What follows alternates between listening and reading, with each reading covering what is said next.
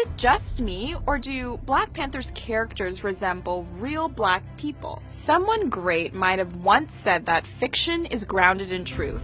It's no surprise that Wakanda, the fictional nation in Black Panther, embodies the greatest aspects of African culture, not just on the continent, but across the diaspora.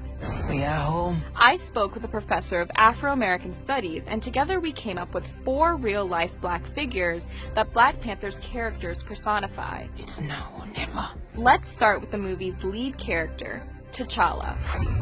Don't freeze. I never freeze.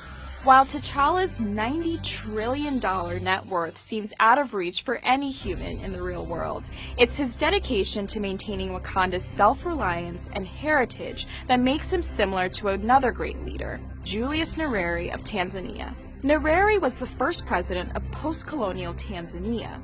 He believed that Africans didn't need the West in order to solve their problems. With his philosophy of ujamaa, familyhood, peoplehood, community. It was a concept that basically said we have everything we need to build out an African nation. All it required was to be in touch with the history and tradition of our people. In the movie, T'Challa enforces his own version of ujamaa to keep Wakanda united in the face of conflict. Wakanda is one of the most technologically advanced nations in the Marvel universe. That's largely because of minds like Shuri, T'Challa's sister. She uses Wakanda's most precious resource, vibranium, to engineer everything from weapons to advanced communication machinery. In other words, Shuri is Marvel's Marion Croak. Croak is a VP at Google and a former senior VP at AT&T Labs. There she led a team of 2,000 developers and engineers. She also holds over 100 patents in communications technology. There are so few black women in tech, but Shuri and Marion Croak are inspirations for future generations. Let's go back to Julius Nyerere and T'Challa, because perhaps their most jarring similarity is their enemy. Eric Killmonger is T'Challa's arch-nemesis. He's also eerily similar to Nyerere's foe, Ugandan dictator Idi Amin.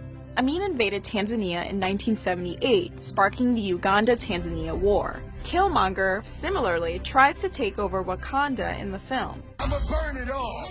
Like Amin, Killmonger's intentions seem admirable at first, but with a little power and a hatred of the West, he becomes a genocidal maniac, slaughtering anyone who gets in his way, just like Amin. Idi Amin played on the heartstrings and the resentments of people who had suffered colonialism to say we're going to bring ourselves back to our greatness and move forward, just like Killmonger in the movie. Idi Amin is not stable.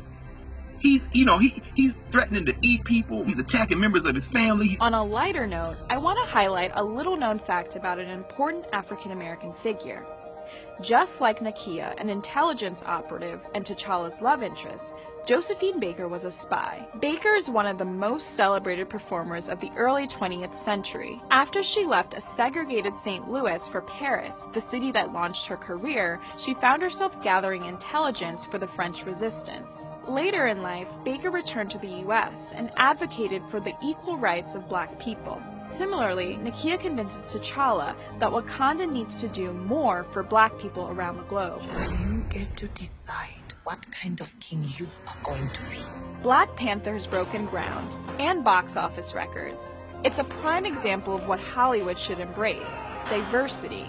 But when you watch the film for the 3rd, 4th, or 10th time, keep in mind that its characters represent something real.